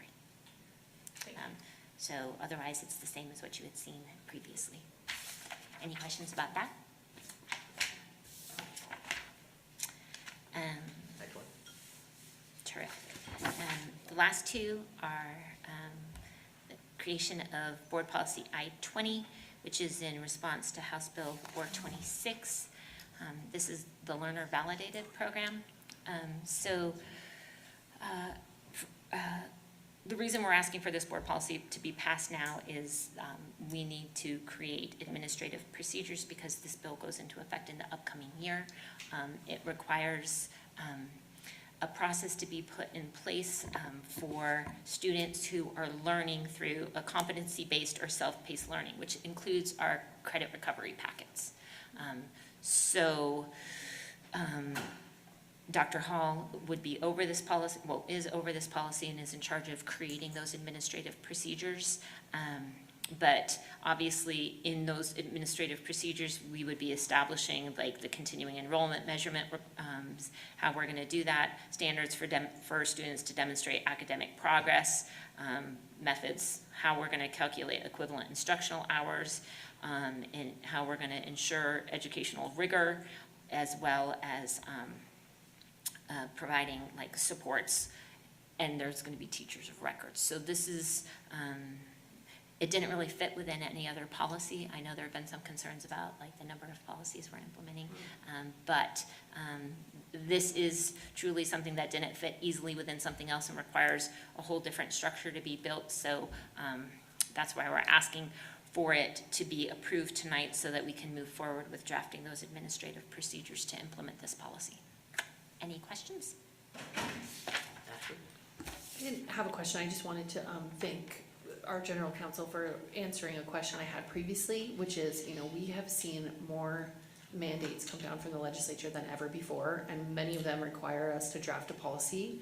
And I know that the training we've received sort of says, have limited policies. The more policies you have, the more confusing it is for the public to see and find your policies, you know, so on and so forth. And she was able to respond and say, the first thing we try to do is fit things into policies and APs that exist. And if it doesn't fit neatly, or it would make the APs more confusing, they create a new policy. So in this instance, I'm happy to support a new policy, but I also wanted to highlight, related to the training we receive regarding that number, that I was told we only have 91, Granite has 215, Canyons has 157, Jordan has 231, and Alpine has 251. And so I think the fact that we're keeping it, I mean, to me, 91 already seems like a great number of things for people to find their right thing and click the right thing and get the version that they need and the language that they want. And knowing that we are keeping it so much more neat and tight is testament to that our policies are excellent and our policy committee is doing the best they can to interpret those things. And so while I had questions about, hey, could this fit here, here, here, I felt very encouraged by the response of how we're dealing with this kind of historic number of new mandates that keep coming our way. So I just wanted to say thank you. And I did want to say that we did discuss the impact on family health stability and formation. And we determined that the impact would either be neutral, presumably on formation, but actually positive in terms of allowing students to use these programs and ensuring the educational rigor of them, as well as ensuring that there are, you know, other opportunities to students to learn outside of those in a traditional classroom setting. So. Thank you. New board policy P15. P15. Hopefully the agenda you have, we did change the name of board policy P15. Originally, we when it was presented to the subcommittee, it was paid professional hours for educators. We decided that that might be a little confusing because educators receive multiple different types of paid professional hours, but so we changed the name to state-sponsored paid professional hours to make it clear that these are the paid professional hours that are dictated by the statute. So, and I know that all of you all, as well as Dr. Hall and I, received an email from Mr. Harmon asking for a clarification and the addition of a fragment or a clause to be added into the policy. I do want to assure you all that Dr. Hall has been working very hard to draft policy, administrative procedures related to this policy, and all those qualifying uses are laid out in the administrative procedures, but neither Dr. Hall nor I have any problem with adding that clause into the policy. So we're good to go on adding that clause if you would like to do so. And again, in terms of the policy's impact on the health, stability, and formation of families, it would probably be neutral or positive. I guess, you know, people can celebrate with those, like paid professional hours money, and maybe it will help the formation, but it definitely is otherwise neutral on the other areas. Thank you, Ms. Miller. That was one of the questions I was going to bring up. So I appreciate you and Dr. Hall's being receptive to that suggestion from Mike. Any questions or comments regarding Amanda? Just a comment was brought to us, all of us, as a recommendation, but I'm just going to wait till we get to the action agenda to bring that up. And I think we could put this one on consent if you want me to do an updated policy with that clause in there, if it's too hard to make the motion that way. It's pretty simple. Okay. Thank you. That concludes item number 1. I know there's, you know, some desire to move 1C, the B4 Community Advisory Council, to the next consent agenda. But is there a motion to move these policies A, B, D, E, and F to the action agenda? So moved. All right, we got, I'm going to count that. Any discussion to the motion? I'll say Ashley and then Annie with the. Oh, it was Charlotte. Oh, Charlotte. I keep getting you two mixed up. Second. I'm sorry. Thank you. Any discussion to the motion? Do it. We'll do a roll call vote, starting with Board Member Anderson. Ashley Anderson, yes. Nate Salazar, yes. Annie Romano, yes. Brian Jensen, yes. Amanda Longo, yes. Bryce Williams, yes. Charlotte Fife Jefferson, yes. All right, that motion passes. We'll revisit that on the action agenda. The final discussion agenda item we have is strategic plan addition, truancy revised. Dr. Grant, anything you want to highlight before we get started? No, is that you, Bree, coming up? Thank you. Bree Connolly will present on this one for us. She's the director responsible for overseeing these items in our strategic plan. Thank you for having us here today. So we presented to you at the last board meeting on June 2nd on a truancy metric proposal. And part of the language that was included was to include truancy. So the board goal to reduce chronic absenteeism, including truancy, from 28% to 10% by 2029. And that is what we're discussing today. What questions do you have? No question, but just thank you for breaking it out, because obviously we know truancy is a part of chronic absenteeism, but that's been something that obviously I've brought up before, is just delineating it so that there's a focused effort on that, where there's one thing for somebody to be just absent a lot with excuses. It's a whole other thing for a child just being truant. So just thank you for breaking that out so that can be a very focused effort for those students. Thank you. Any other questions for Dr. Conley? Thank you, Dr. Conley, appreciate it. All right, thanks. Is there a motion on the table? I make a motion to move the strategic plan addition truancy to the action agenda. Second. Got a motion by Board Member Longwell and second by Board Member Fife Jefferson. Is there any further discussion? All right, seeing none, we'll do a roll call vote starting with Board Member Romano. Annie Romano, yes. Ryan Jensen, yes. Amanda Longo, yes. Bryce Williams, yes. Charlotte Fife Jefferson, yes. Ashley Anderson, yes. Nate Salazar, yes. All right, thank you, and that takes us to our action agenda. We have 3 items on the action agenda, the first being number 7 from the consent agenda, HR services report, the second being our policy administrative procedure approvals from the previous discussion, and then number 3, strategic plan addition of truancy. Is there a motion on the table for item number 1, the human resources services report? I make a motion to approve the human resources services report as posted. Second. Got a motion and a second. Any discussion? Ashley. So I'm just going to share why I requested to pull this item, and in part it's because year over year I'm disappointed that our schools lack the administrative and faculty placements they need just one day before school registration.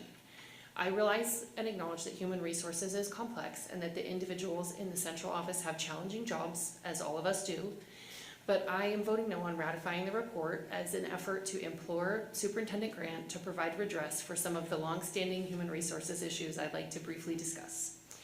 When the district doesn't have administrative placements secured early in the spring, we force schools to surplus teachers when their sites are overstaffed, only to have teacher vacancies when teachers are promoted to administration later in the summer, which causes schools to face a need to rehire faculty and confusing those who were surplus despite strong performance in the classroom.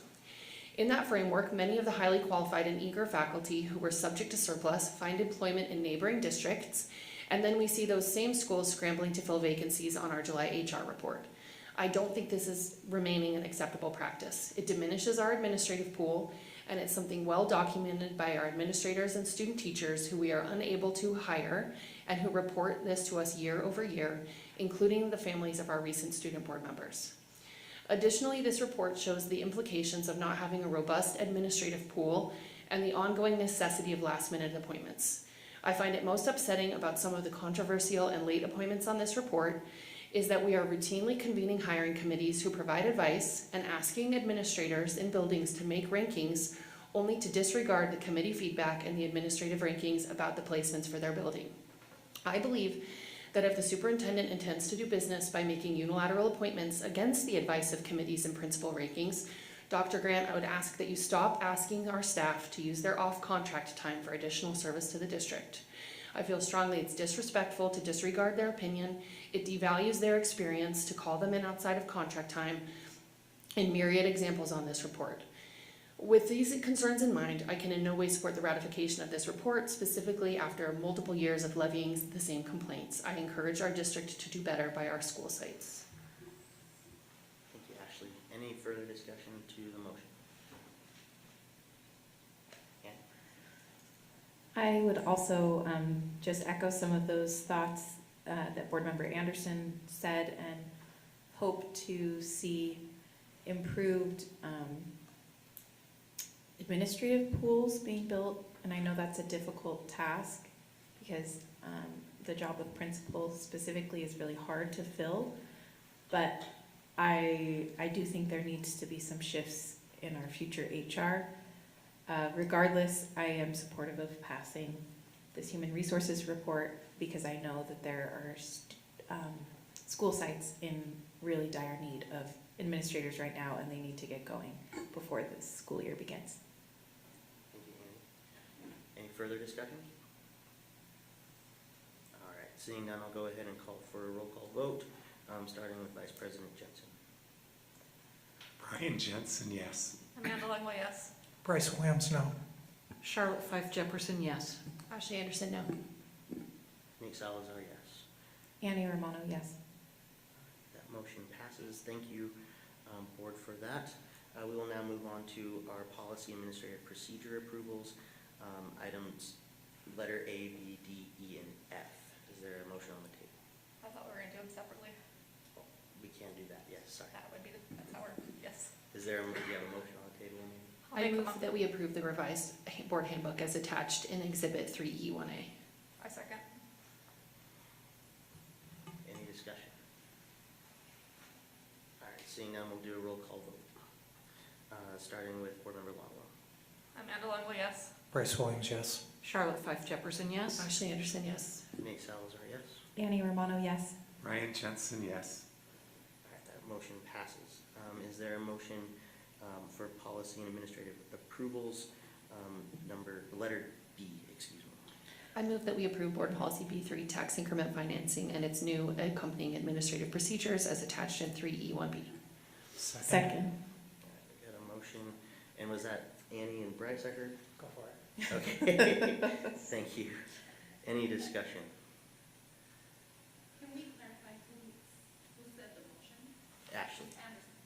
So who seconded it? Annie? Yeah. Thanks, Helen. We'll do a roll call vote starting with Board Member Williams. Bryce Williams, yes.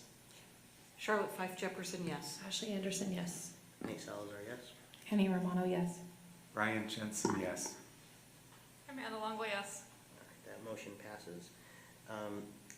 Administrative procedure approvals, item number D, letter D. Gosh. I move that we approve Policy G5, administrative procedures, district reconfiguration, and long-term school closures as attached in Exhibit 3E1D. Second. All right. Got a motion from Board Member Anderson and a second from Board Member Fife Jefferson. Any discussion to the motion? Amanda? Let me pull it up a second. I want to say that I'm grateful for the change that was made. There is a piece on here that I just wanted to point out. It's not something I'm going to request be changed, but it was, let me get to it, sorry.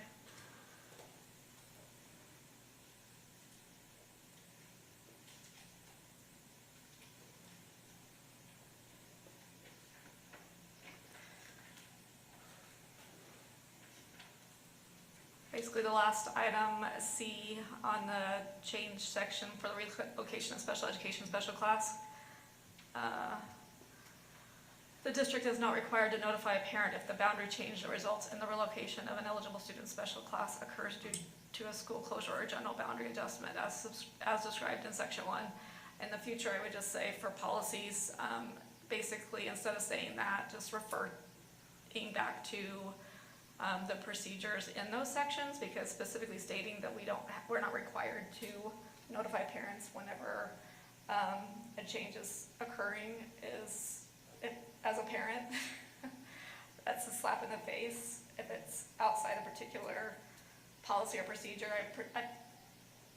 sure the district is gonna do their due diligence to make sure that families and students are aware of the changes that are occurring.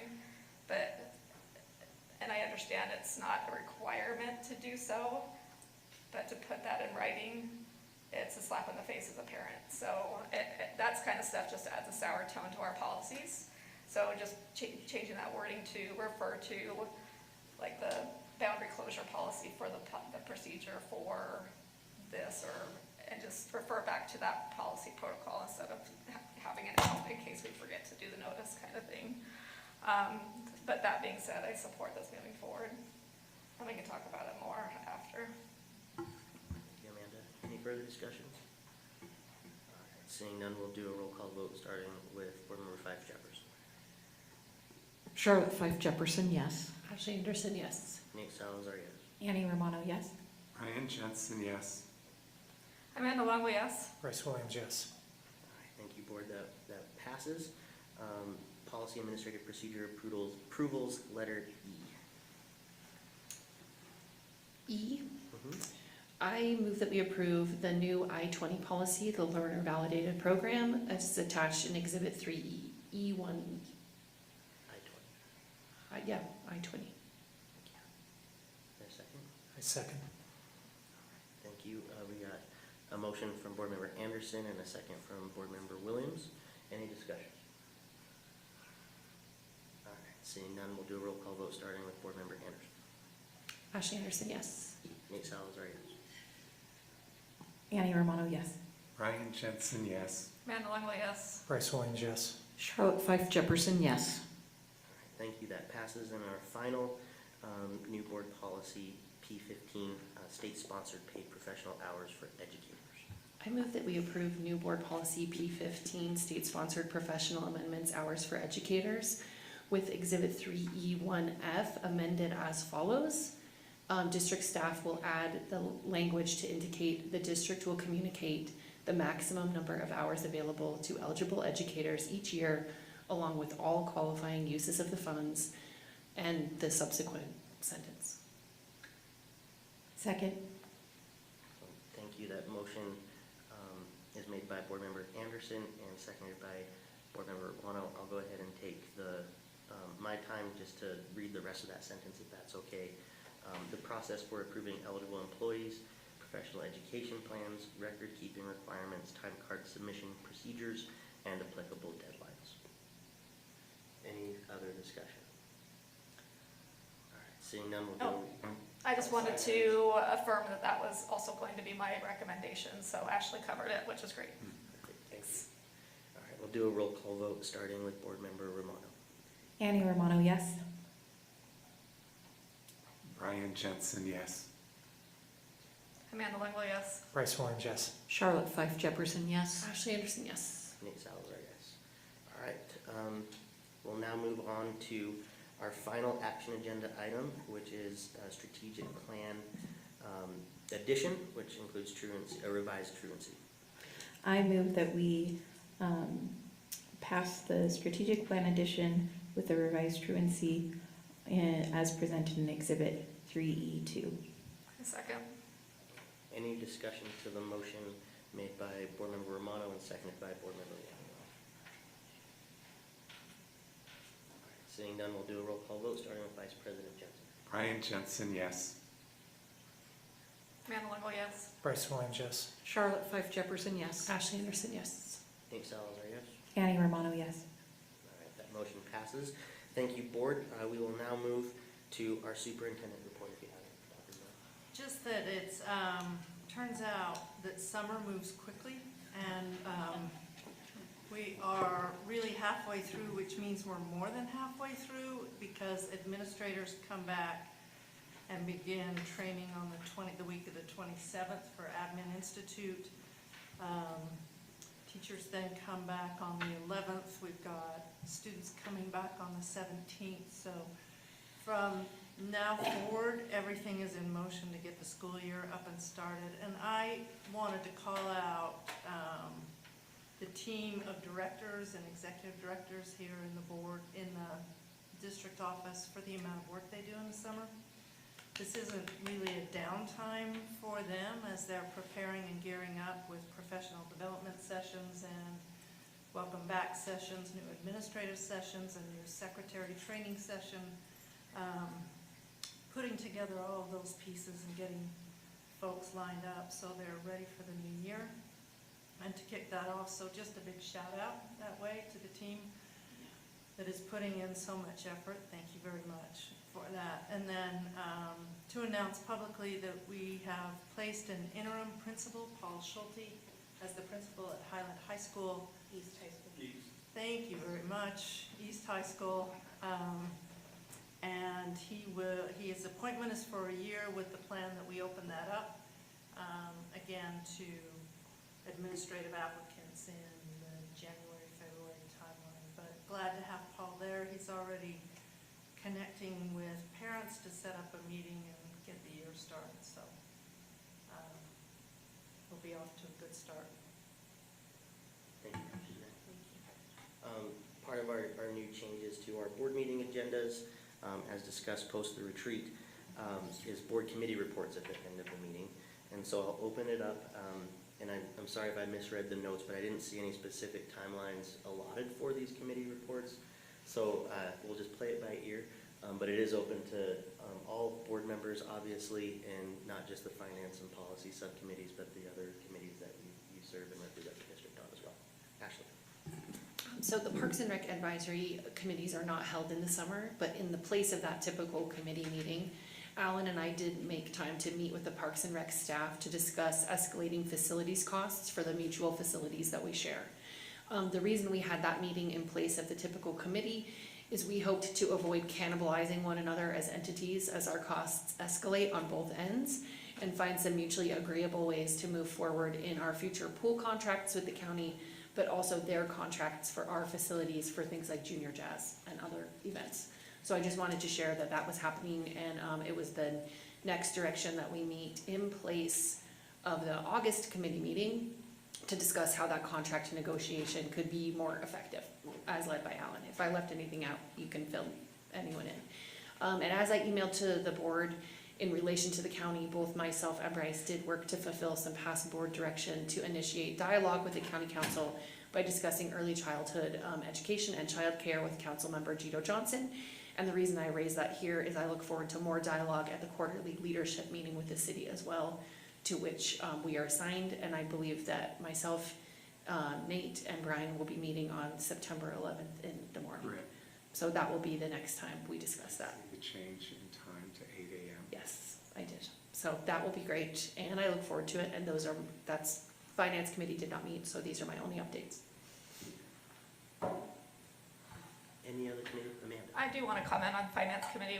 We haven't met other than the, I guess, organic conversation around that one policy, but we do have conversations. Actually, I had a great suggestion about structuring a 26-27 calendaring, like we're doing with the main board meeting, so that we're getting that more structured outside of the organic things that pop up as well. And then anyway, integrating in some of these conversations that we'll have to discuss about these staffing ratios and the deficit in relation to our board meetings with the budget approvals and such. So I think we're gearing up for working up all of that so we can hit the ground running for the new year.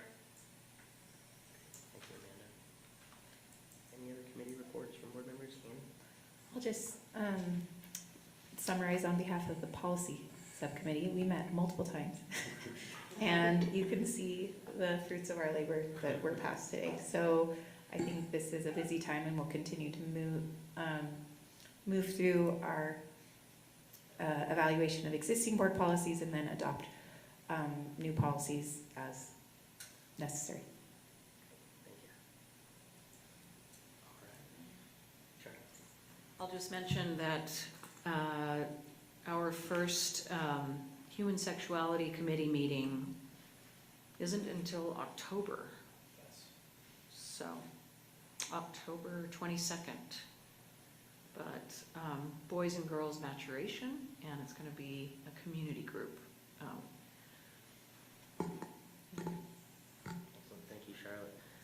just, not necessarily a committee, but part of Brian's and my responsibilities with our board agenda setting and the last board leadership update. We had mentioned that we were working to find a different time other than today. And so the board agenda setting meeting will take place tomorrow morning at 8 o'clock here at the district office with Amanda. There are still some vacancies for the board agenda setting meetings that need to take place in November and December, I believe. So I'll work with Brian and we can send out some information. Yeah, we can send. Thank you. And Bryce, we can plug you in, and I know like Tuesdays don't work for They you. do now. They do now? Okay, perfect. Great. Okay, thank you. We'll plug you into one of those for sure. Thank you. Okay, thank you so much. I would be happy to do one too. Okay, thank you. Perfect. Well, Brian and I will schedule that, knowing that we've got enough to fill those two vacant spots. All right. And with that, I'll call the meeting adjourned. Thank you, everybody. Thank you. Woo-hoo. Hey, look how our norms are working.